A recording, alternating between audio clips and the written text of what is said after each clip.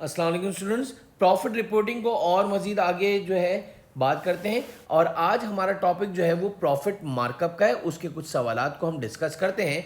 जैसे कि हमें मालूम है कि प्रॉफिट मार्कअप में कॉस्ट हमेशा हमारी 100% ट्रीट की जाती है।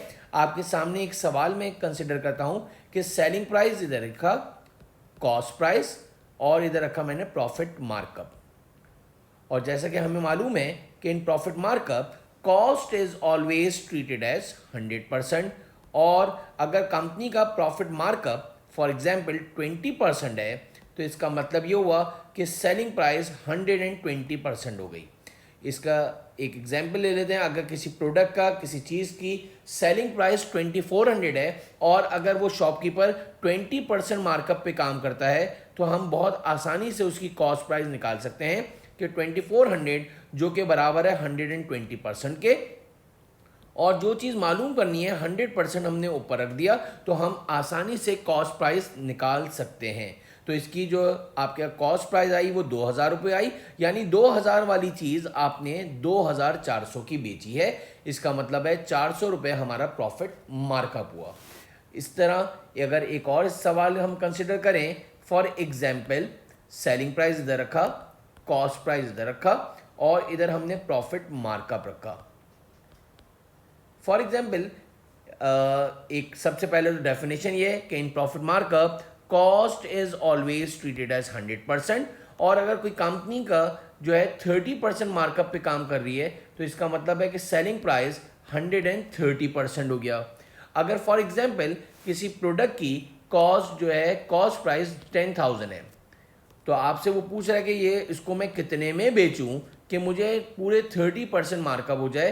तो 10,000 जो है वो 100% के बराबर है।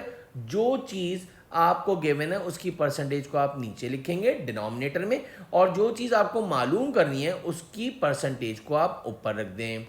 तो आप जो है ये 13,000 की अगर वो प्रोडक्ट को बेचेंगे, 10,000 वाली चीज़ अगर आप 13,000 में बेचेंगे तो आपको 30% जो है वो मार्कअप हो जाएगा, दैट इज 3,000 रुपीज़। तो एक बहुत ही आसान तरीका है जिससे हम सेलिंग प्राइस, कॉस्ट प्राइस या प्रॉफिट इजीली फाइंड आउट कर सकते हैं। लास्ट एक और एग्जांपल ले लेते हैं ताकि आपको और अच्छी तरह समझ में आ जाए। फॉर एग्जांपल एक प्रोडक्ट है जिसकी सेलिंग प्राइस, कॉस्ट प्राइस और प्रॉफिट मार्कअप। अब ज़रा ये देखिएगा, in profit markup cost is always treated as 100% और कंपनी का प्रॉफिट मार्कअप फॉर एग्जांपल 40% है बच्चों, और तो सेलिंग प्राइस आपके पास 140% हो गई।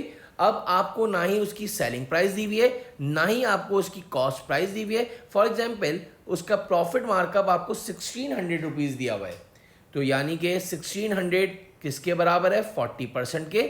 मैंने 40% जो है डिनोमिनेटर में रख दिया।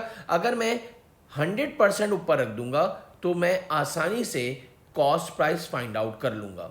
यानी कि आपके पास उसकी कॉस्ट प्राइस 4,000 हो गई, यानी आपने वो प्रोडक्ट 4,000 रुपये का ख़रीदा था, उस पर आपने 1600 का प्रॉफिट कमाया तो आपने उसको 5,600 रुपये में बेचा, जिससे कंपनी को डॉट 40% मार्कअप मिल गया।